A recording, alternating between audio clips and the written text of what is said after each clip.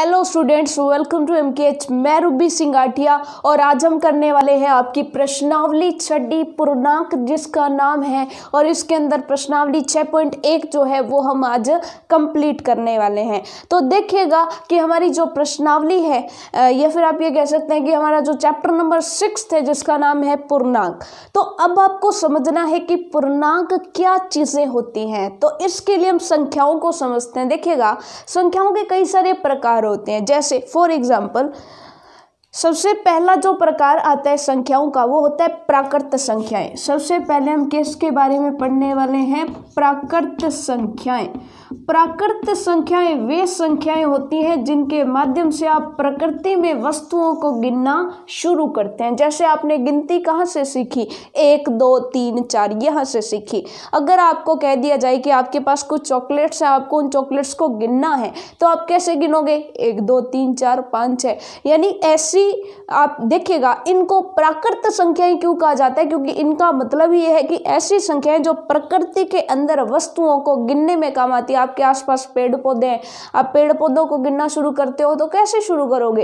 1 पेड़ 2 पेड़ 3 पेड़ 4 पेड़, इसी तरीके से करोगे। तो यहाँ पर सिंपल सी बात हो गई कि ऐसी संख्याएं जो गिनने के काम आती हैं। और वो कौन सी संख्याएं कहाँ से शुरू होती हैं? 1 से शुरू होती है, 2 3 4 या ऐसे ऐसे करके जहाँ तक आप लेके जाना चाहो वहां तक ये जाती है। जहां तक आप थक ना जाओ तब तक आप गिन सकते हो। दूसरा आता है पूर्ण संख्याएं। दूसरा क्या आता है? पूर्ण संख्याएं। अब बताइएगा कि क्या प्राकृत संख्याओं में सारी संख्याएं आ गई? नहीं आई। इसके अंदर 0 नहीं आया। 1 से पहले भी तो कुछ होता है। यानी प्राकृत संख्याओं के अंदर अगर हम 0 0 जोड़ दें तो क्या हो जाता है? पूर्ण संख्याएं बन जाती हैं। यानी कि 0 1 2 3 इस तरह से आगे आगे चलती रहेंगी। ठीक है, इस तरह से पूर्ण संख्याएं चलती रहती हैं। लेकिन हमें बात करनी है पूर्णांकों की। हमें किसकी बात करनी है? हमें बात करनी है पूर्णांकों की। तो पूर्णांक क्या कहते हैं कि आपके पास पूर्ण संख्याएं हैं, हमने कहा है। तो आप क्या कीजिए, पूर्णांकों का मतलब क्या है कि आपके पास पूर्ण संख्याएं हैं। पूर्ण संख्याएं यानी 0 से शुरू होने वाली और आगे जाने वाली 1 2 3 4 5 है जी। उसमें आप ऋणात्मक संख्याएं और जोड़ लो, यानी -1 -2 -3 -4 -5 और जोड़ लो। इनको जोड़ लोगे तो आपकी क्या हो जाएगी? पूर्णांक संख्याएं बन जाएगी। यानी कि पूर्ण संख्याओं में अगर हम ऋणात्मक संख्याएं जोड़ दें, क्या जोड़ दें? ऋणात्मक संख्याएं जोड़ दें तो हमारे पास क्या बन जाता है? पूर्णांक संख्याएं बन जाती है। तो ऋणात्मक संख्याएं प्लस पूर्ण संख्याएं क्या बन गई? पूर्णांक संख्याएं। अब पूर्णांक संख्याओं को संख्या रेखा के माध्यम से दिखाते हैं और इनको जो है अच्छे से समझते हैं। देखिएगा, पूर्णांकों को हम संख्या रेखा के माध्यम से दिखाते हैं। संख्या रेखा में बिल्कुल बीच में किसको रखा जाता है? 0 को। और 0 के बाद कौन आती है? पूर्ण संख्याएं। पूर्ण संख्या के अंदर 0 भी आता है। ठीक है, तो 1 2 3 4 5 6 इस तरह से आगे चलती जाएगी। और इधर क्या आएगा? इधर आएगी ऋणात्मक संख्याएं। अब देखिएगा, 0 के बाद कौन सी ऋणात्मक संख्या आएगी? 0 में से 1 घटाया क्या आएगा? -1। तो यहाँ पे सबसे पहले आएगा -1 -2 -3 -4 -5 और इधर इधर हम जाते जाएंगे। ठीक है, अब देखिएगा 0 में से 1 घट रहा है, तब यहाँ पे क्या हो गया? -1 आ गया। फिर 1 में से और 1 घट गया तो क्या हो गया? -2 आ गया। यानी कि 0 में से 1 घटा तो -1, 0 में से 2 घटा तो -2, 0 में से 3 घटा तो -3। यानी कि इधर इधर इधर इधर संख्याएं क्या है? घटती जा रही हैं। तो अगर संख्याओं को घटाना है, अगर इधर संख्याएं इधर जाएंगे तो संख्याएं घटती हैं, और इधर जैसे ही संख्याएं जाएंगे तो इधर संख्याएं बढ़ती हैं। जैसे मैं आपको कह दूं कि आप खड़े हो -3 पर, आप देखिएगा -3 पर खड़े हो, मैंने आपको कहा कि -3 में 2 जोड़ दो। जोड़ने का मतलब बढ़ाना है, तो आप इधर 2 स्टेप नहीं चलोगे, उधर 2 स्टेप चलोगे, यानी इधर छलांग मारोगे। क्योंकि मैंने क्या कहा था? जोड़ना या बढ़ाना किस तरफ होगा? इस तरफ होगा। यानी बढ़ाया है तो इस तरफ चलेंगे, और अगर घटाया होता, जैसे मैं कह दूं -3 में -2 और घटा दो, तो आप -3 पे खड़े हो, 2 कदम और पीछे चले जाते। तो अगर घटाना है तो इधर जाना है, बढ़ाना है है तो उधर जाना है, क्योंकि उधर संख्याएं बढ़ती हैं और इधर संख्याएं घटती जाती हैं। जैसे यहाँ पे ले सकते हैं, जैसे मैं कह दूं 4 है, 4 में 2 जोड़ना है तो आप किधर जाओगे, 6 पर चले जाओगे। 4 में से 2 घटाना है तो किधर चले जाओगे, 2 पर चले जाओगे। तो ये आपको समझ में आना चाहिए, ठीक है। अगर ये चीज़ आपको समझ में आ गई तो बस आपको पूर्ण संख्याओं में कोई भी प्रॉब्लम आने वाली नहीं है। अब फटाफट से देखिएगा, हम प्रश्नावली के क्वेश्चन उत्तर करते हैं, प्रश्नावली के अंदर जो सवाल है वो करते हैं। सो चलिए अब हम बात करते हैं क्वेश्चंस की। तो देखिएगा, सबसे पहला क्वेश्चन क्या कहता है, निम्नलिखित के विपरीत लिखिए, यानी ऑपोजिट लिखना है। ऑपोजिट का मतलब क्या है कि किसी चीज में वृद्धि हो रही है तो उसका ऑपोजिट, उसका आप ये कह सकते हो विपरीत क्या होगा, उसका विपरीत होगा कि अगर वृद्धि हो रही है तो कमी होना उसका विपरीत होगा, ऊंचा है तो उसका विपरीत नीचे होगा। तो विपरीत शब्द आपने जो है यानी कि विलोम शब्द के आपने सुना ही होगा, विलोम शब्दों के बारे में, तो आपको विपरीत बताना है जस्ट, ठीक है। तो देखिएगा पहला क्वेश्चन क्या कहता है, निम्नलिखित के विपरीत लिखिए। तो पहला क्या है, भार में वृद्धि। भार में वृद्धि हो रही है, भार बढ़ रहा है तो इसकी ऑपोजिट क्या होगा कि भार में कमी हो रही है, तो इसका विपरीत क्या लिख दोगे, भार में कमी। भार में कमी हो रही है, ठीक है। अब उसके बाद उसने क्या कहा, उसके बाद उसने कहा 30 किलोमीटर उत्तर दिशा में, उत्तर दिशा में जा रही है। उत्तर दिशा की जस्ट ऑपोजिट कौन सी होती है, दक्षिण दिशा। तो आप उत्तर की जगह क्या लगा दोगे, उत्तर की जगह लगा दोगे दक्षिण। तो 30 किलोमीटर दक्षिण में, 30 किलोमीटर दक्षिण दिशा में, ठीक है। उसके बाद देखिए तीसरा क्या कहता है, 326 ईस्वी पूर्व। ईस्वी का मतलब होता है साल या वर्ष, ठीक है। सो 326 साल पहले, तो इसका ऑपोजिट क्या हो जाएगा, 326 साल बाद। तो आप यहाँ पे क्या लगा दोगे, 326 ईस्वी बाद। अब सिंपल सी बात है, 326 ईस्वी पूरा हो गया तो 326 ईस्वी बाद हो गया, क्या दिक्कत है। उसके बाद है 700 रुपए की हानि। हानि यानी नुकसान, नुकसान का विपरीत क्या होगा, फायदा। तो आप लिख लोगे क्या, 700 रुपए का लाभ, 700 रुपए का लाभ होना। समुद्र तल से 100 मीटर ऊपर, तो आप क्या कर दोगे, समुद्र तल से 100 मीटर नीचे, यानी कि जस्ट इसका ऑपोजिट बताना है। तो हमने बता दिया समुद्र तल से 100 मीटर नीचे।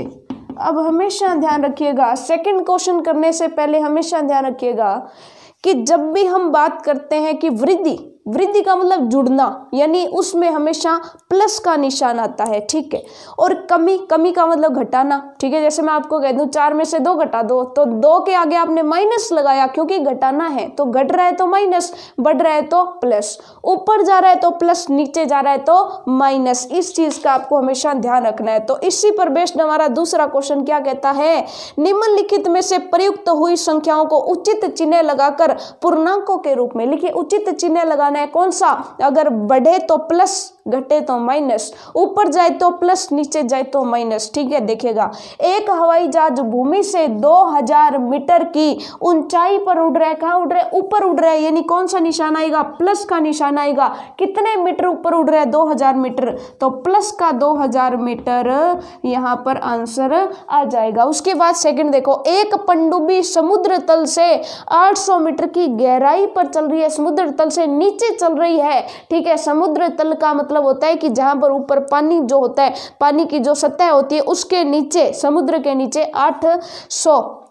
मीटर की गहराई पर चल रही है। गहराई का मतलब नीचे, मतलब माइनस आएगा, तो -800 मीटर आ जाएगा। उसके बाद नेक्स्ट क्या है, खाते में 200 रुपये जमा कराना।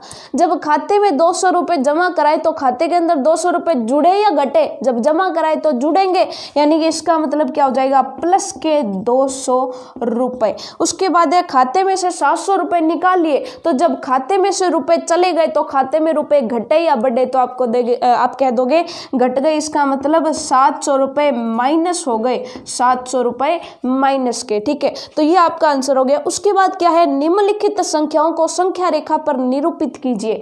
तो ये आपकी संख्या रेखा, चलिए यही बना लेते हैं।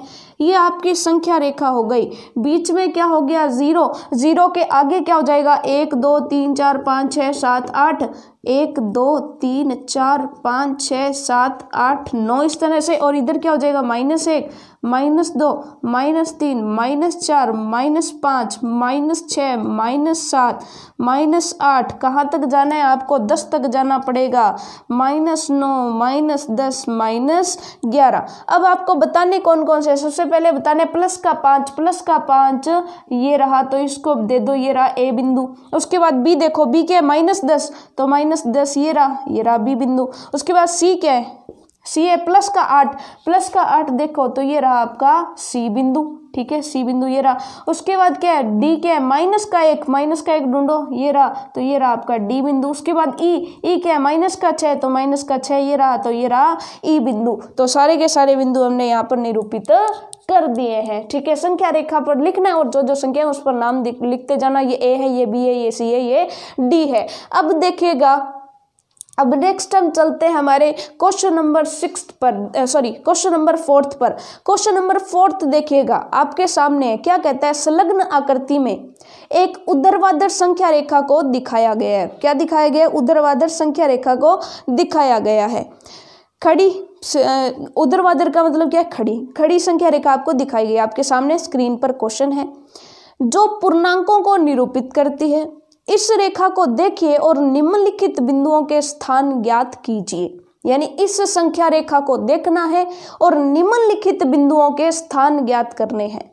तो सबसे पहले कौन सा स्थान उसने पूछा है आपसे, तो देखिएगा आपके सामने है संख्या रेखा, उसमें आपसे स्थान पूछा है कि यदि बिंदु डी पूर्णांक +8 है तो -8 वाला बिंदु कौन सा होगा। उसने क्या कहा कि यदि बिंदु डी +8 को दिखाता है तो -8 को कौन सा दिखाएगा। -8 का मतलब 8 घटाने हैं, 8 घटाने हैं, ठीक है। घटाने का मतलब क्या हो गया, 0 से 8 घटाने पर -8 आता है। देखिएगा संख्या रेखा के अंदर हम चलें तो संख्या रेखा में कैसे होता है, इसी के बराबर संख्या रेखा बना लो, इसी के बराबर क्या बना लो, संख्या रेखा बना लो। उसने कहा कि यहाँ पे क्या है, +8 है, तो उसके बाद क्या आएगा, 8 के बाद क्या आ जाएगा,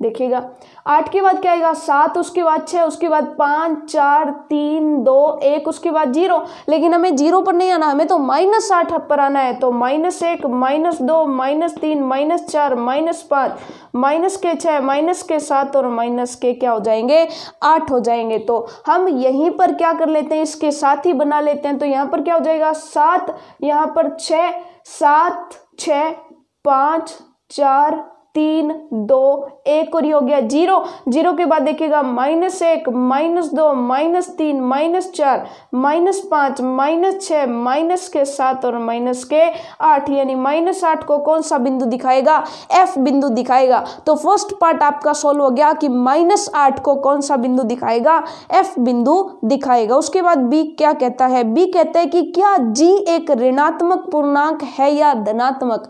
अब देखिएगा G कहाँ पर है, G ये रहा, तो G बताइए कि क्या ये ऋणात्मक पूर्णांक है या धनात्मक। तो आप कह देंगे G तो -6 यानी ऋणात्मक पूर्णांक को दिखा रहा है। उसके बाद उसने क्या पूछा है, उसके बाद उसने आपसे पूछा है बिंदु B और E के संगत पूर्णांक लिखिए। बिंदु B और E के संगत पूर्णांक, B ये रहा, तो B तो 4 पर है और E पर देखिएगा यहाँ पर -9 और उसके बाद -10, तो E -10 पर है। तो जो थर्ड पार्ट है हमारा वो क्या कहता है, B तो किस पर है, 4 पर है, और E किस पर है, E है -10 पर। यहाँ तक आपको कोई डाउट नहीं होना चाहिए। उसके बाद D क्या कहता है, इस संख्या रेखा पर अंकित बिंदुओं में से किसका मान सबसे कम है। यहाँ पर सबसे छोटा कौन सा हो गया, E, यानी कि -10 वाला सबसे छोटा हो गया। तो आप कह देंगे कि E जो है वो सबसे छोटा है, सबसे कम मान E का है। तो ये हो गया D के लिए, सॉरी माफ कीजिएगा, ये C के लिए था, D के लिए क्या हो जाएगा, E हो जाएगा। उसके बाद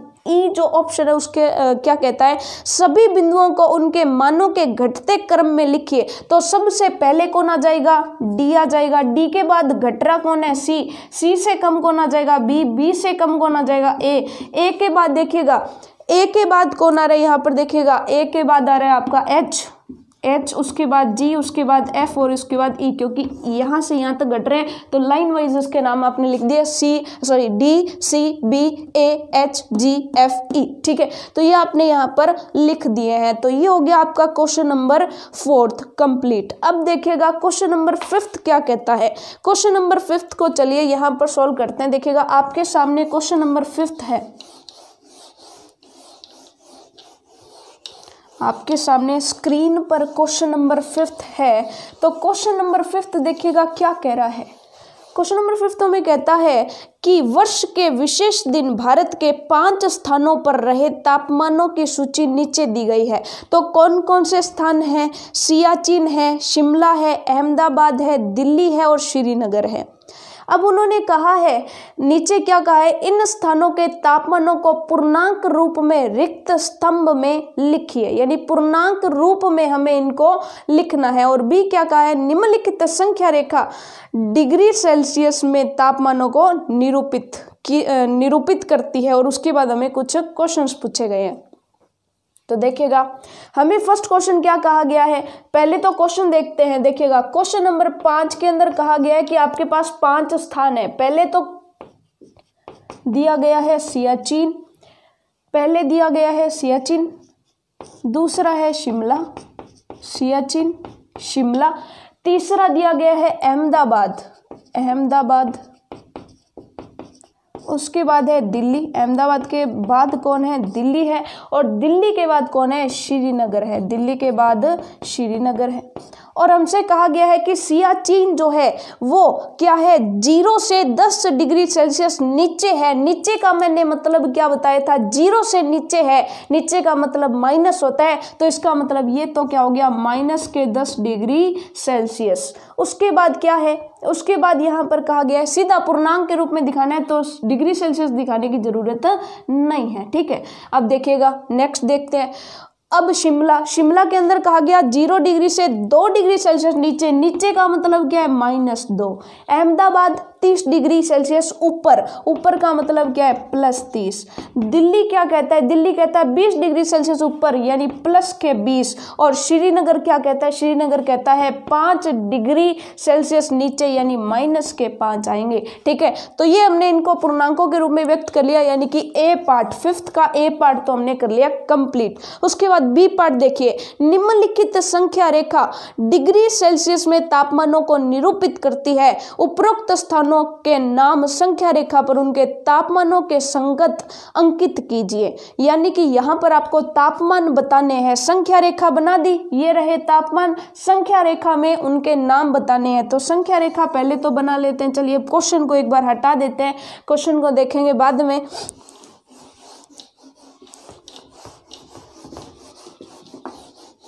संख्या रेखा पर पहले तो स्थानों को जो है लगा लेते हैं। तो स्थान कौन कौन से देखेगा, पहले तो संख्या रेखा कौन सी है, 0, उसके बाद है उसने कहा है -5, -10, -15, -20 यानी 5-5 का गैप लेके बनाने हैं, -25 और 30 तक जाना पड़ेगा। चलिए माइनस तक 30 की ज़रूरत नहीं है वैसे, चलिए इधर चलते हैं। यहाँ पर 5, 10, 15, 20, 25, 30, इसके आगे भी कहीं तक जा सकते हैं, 35 और इस तरह से है। ठीक है, अब हम क्या करते हैं, यहाँ पर स्थानों को दिखाते हैं। सबसे पहले सियाचिन, सियाचिन -10 पर, तो यहाँ पे कौन है, सियाचिन, तो यहाँ पर है सियाचिन, इस स्थान पर कौन है, सियाचिन है। उसके बाद शिमला, शिमला किसको दिखाता है, -2 को। तो -2 को कैसे दिखाया जाए, तो 0 से 5 के बीच में 1, 2, 3, 4 और 5, तो ये हो गया -1, -2, तो यहाँ पर -2 पर कौन हो जाएगा, यहाँ पर हो जाएगा हमारा शिमला। शिमला के बाद श्रीनगर, देखिए -5 पर है, तो -5 यानी यहाँ पर कौन हो जाएगा, यहाँ पर हो जाएगा हमारा श्रीनगर। तो ये माइनस वाले तो कर दिए, शिमला -2 पे, श्रीनगर -5 पे, सियाचिन -10 पर। अब देखिएगा प्लस वाले करते हैं। दिल्ली कहाँ पर, +20 पर, तो यहाँ पर रहा हमारा दिल्ली, और +30 पर हमारा अहमदाबाद, तो यहाँ पर रहेगा अहमदाबाद, यहाँ पर कौन रहेगा, अहमदाबाद। अब आपसे पूछा गया है क्वेश्चन नंबर, देखिएगा सी क्वेश्चन क्या पूछा गया, कौन सा स्थान सबसे ठंडा है। तो सबसे ठंडा स्थान कौन सा है, तो आप कह देंगे सियाचिन, जहां पर सबसे कम सबसे नीचे का तापमान है 10 डिग्री सेल्सियस, वो भी माइनस में। तो सियाचिन जो है वो सबसे ठंडा स्थान है, सी हो गया। उसके बाद डी देखिए, उन स्थानों के नाम लिखिए जिनका तापमान 10 डिग्री सेल्सियस से ऊपर है। तो ये रहा 10 डिग्री सेल्सियस। 10 डिग्री सेल्सियस से ऊपर वाले बताओ कौन कौन से स्थान, तो आप कह दोगे दिल्ली और अहमदाबाद। दिल्ली और अहमदाबाद दो ऐसे स्थान हैं जिनके तापमान 10 डिग्री सेल्सियस से ऊपर आते हैं। ठीक, ओके स्टूडेंट्स, आज की क्लास में बस इतना ही। हमारा जो नेक्स्ट क्वेश्चन रहेगा 6th 7th, आगे के जो क्वेश्चन रहेंगे वो हम करेंगे अगली क्लास में। तब तक के लिए all the best for your self studies.